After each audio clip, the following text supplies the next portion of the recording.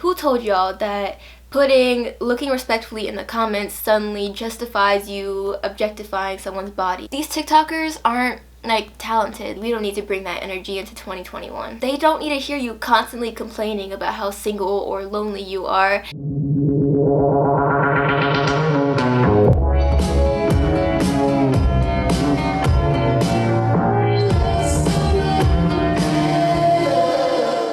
Hey guys, it's Brooklyn and welcome back to my channel, or welcome to my channel if you're new. So I'm filming this video on December 29th. We're at the last few days of 2020 and that's literally so crazy to say because time really flew by this year and I do not know how we're about to be in 2021. Like, my brain cannot even process that. I don't know how we got here so fast, but here we are. But yes, we're at the end of 2020 and I thought it would be fitting to do a video where I just share some of the trends that happened this year that we can leave in 2020 and we do not need to bring them into the new year. And I have a whole list in my phone of just some of the things I wanted to talk about in this video. But before I get into this list, I just wanted to say that this is all my opinion, of course. I don't expect y'all to all agree with me, and I'm not trying to purposely offend or hurt anyone's feelings. That's not my goal. I'm just sharing my opinion and it's up to you guys if you agree or disagree. But yeah, I'm not trying to start anything, so don't come for me, please. And yeah, y'all can also comment down below some trends that you guys think should stay in 2020 that I haven't mentioned in the video. And yeah, I think that's all I have to say, so let's just get right into the video. So the first big thing that we can leave in 2020 is cancel culture. Canceling people has been a thing for several years now, but in 2020, cancel culture just really popped off for no reason. So many people got canceled this year, I can't even keep track. I think this year cancel culture got a bit out of hand. It got a bit toxic and I feel like we can really just leave this in 2020 because y'all are so quick to cancel someone for such a little thing that happened several years ago. And don't get me wrong, I definitely think it's right to hold people accountable, but I feel like it's not always worth it to cancel someone's whole career based on something they said a few years ago. And I think especially if they have shown that they have like grown since that event and that they know that they're wrong and they apologize and all of that, if they really showed that genuine growth, then it's really unfair to them to actually cancel them based on that one thing, especially since almost all the big influencers are teenagers and like young adults. It's really unfair to cancel something they said when they were like 13 years old, because what 13-year-old is perfect, you know? Teenagers make a lot of dumb mistakes and you can't forget that these influencers are the same age as us, so you can't really get extremely mad at them for making those dumb mistakes, and it's just really unfair to cancel them over it. So I definitely think cancel culture needs to calm down in 2021 and we can leave the toxic part of cancel culture in 2020. And the next thing on my list also has to do with TikTok, and now that I'm really looking at it, almost all of these things have to do with TikTok because that app is really something. But yeah, the next thing is TikTok trends that enforce European beauty standards. I'm gonna give y'all a few examples of what I mean by this. You know how TikTok came out with the like Siri voice thing where it reads the text? The one trend was like, if it reads your full name correctly, then you're pretty. And of course it's only gonna read the most basic like white names. It's not gonna read any of the ethnic names properly. So that's basically just saying if you're white, then you're pretty. That's basically what's enforcing. And then there was another trend where it was like, if your nose scrunches a certain way, then you're pretty. And again, that's enforcing the European beauty standards. And there's other trends, but those were just like the first two that I could think of.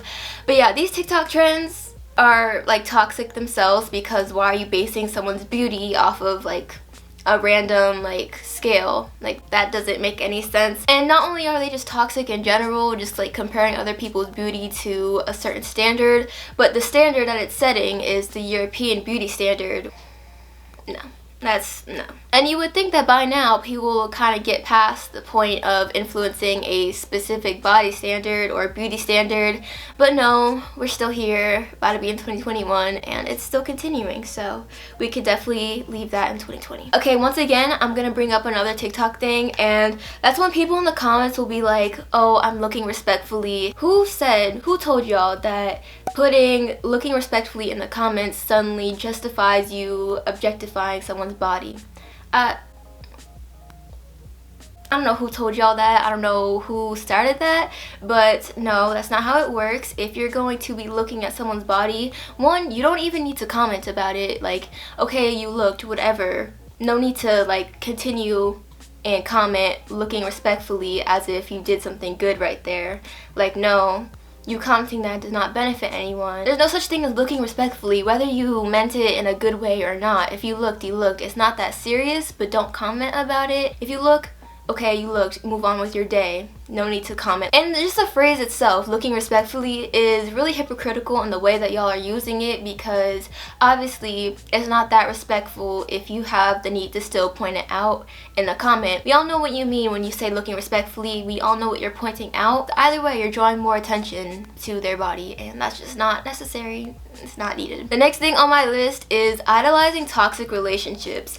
And I see all over Instagram, all over TikTok, people saying, oh, toxic relationships are the most fun. Oh, toxic relationships, they're so thrilling, they're so fun, all of that. And whenever I see those type of posts, I'm just like, are y'all okay? Like, why would y'all want to put yourself in a position like that with like all the mental strain? And it's just, toxic relationships, they just seem so draining and so like, I don't understand why people would want that. It's just not cute to idolize it, especially since the people that are saying they want a toxic relationship, they're the ones that haven't even been in one, and like, I don't know why they make it seem like it's something fun or something that you would want to be in, because that it's not. Like, there's nothing cute about being in a toxic relationship. It's not cute and it's not healthy. It's a little concerning that so many people have that as their ideal relationship. And kind of along with that, the next thing on my list was idolizing internet relationships in general. And this is mostly seen on TikTok. Literally every single time someone posts their significant other, the comments are just filled with people complaining about how single they are. Or if they're not complaining about how single they are, then they're talking about how that's their relationship goals, how they want to be just like the couple. The couple does not post, like, they don't post themselves just to hear y'all complain. Like, that is not the point of the post. They want to share their relationship to the internet, whatever, but they don't need to hear you constantly complaining about how single or lonely you are. Like, you see 10 seconds of someone's life and they're suddenly your goals when you don't even know like what their relationship is like. So I definitely think we can leave this in 2020 of people just complaining about how single they are, of people just idolizing these TikTok relationships that you see 10 seconds of. And yeah, I think it's definitely something we can leave in this year. Another thing I've been seeing with the TikTok couples is that people are so quick to tell a couple to break up based off of one little thing that happened in such a short video. It'll literally be like a 10-second video and someone reacted some type of way to what their boyfriend or girlfriend or whatever did, and people in the comments will be like, leave him, leave her, she doesn't deserve you, he doesn't deserve you, all of that. And y'all are just so quick to tell the couple to break up, but who are you to tell these strangers what to do with their lives? Like, you saw a 10-second video of them and suddenly you act like you know what their personalities are like, or you act like you know what their relationship is like, how they act around each other. Like, no, you don't know any of that, so you have no place to tell a couple to break up based off of a little thing they see in a video. So many people think it's their place to tell strangers to break up with each other based off of such a little thing. Like, they know nothing about who those people are, but they want to be able to have that influence on them. Alright, the next thing on my list is couples YouTube channels, and some of you may already seen my video that I did about why I do not like couples channels, so I'll link that up in the eye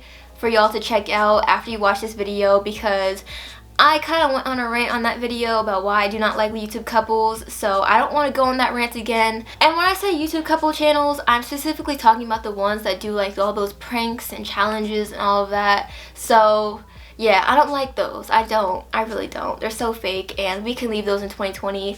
But yes, definitely check out my video that I did about that, because I went into a lot more detail about why I do not like them. Another thing we could definitely leave in 2020 is the word simp. Not even just the word, but the way that y'all misuse it. Like, simp, it means like to be like head over heels over someone that doesn't even like you at all, or that has rejected you and stuff like that. Like, you'll call someone a simp just for respecting their girlfriend or just for respecting a girl in general. I see it so often. It'll be like a guy getting a girl a bunch of like birthday gifts, and it'll be his girlfriend. He'll get her a bunch of birthday gifts, or he'll spoil her for something, and the comments will be like, oh, he's simping, like, no, he's just like respecting his girlfriend, and that should be normal. The word simp becomes such a big insult, and it's just insulting people for treating their girl with respect. Like, I don't get that. I really don't. And that can definitely be left in 2020. We don't need to bring that energy into 2021. One thing that I've never understood was stan culture, and how a big group of people could just be so obsessed with a certain influencer. It's one thing to be a fan of someone and to like the content they make or just like their personality. That's normal. But when it gets to the point where you would do literally anything to defend their name, it's just really weird. Like, really weird. You'll see different stans that literally get into fights with each other, or they'll start attacking a group or a person just because they said they didn't like that person, or just because they said one little thing that went against that influencer that they're obsessed with, and they'll really attack that person and do the most to get them payback or whatever. It's just, I don't understand how one group could be so obsessed with a person to the point where they're harming others. And stan culture is nothing new. It's been around for years, and especially with like Charli D'Amelio now, and just the D'Amelios and the Hype House and all of them. There's a lot of stans for those group of people, and I just will never understand why that exists and why it's so popular, and I don't know. Another thing that should not be going on in 2021 is rebooting all of our old shows. And right now I'm really thinking about that Zoe 101 reboot that's supposed to have a bunch of TikTokers in it,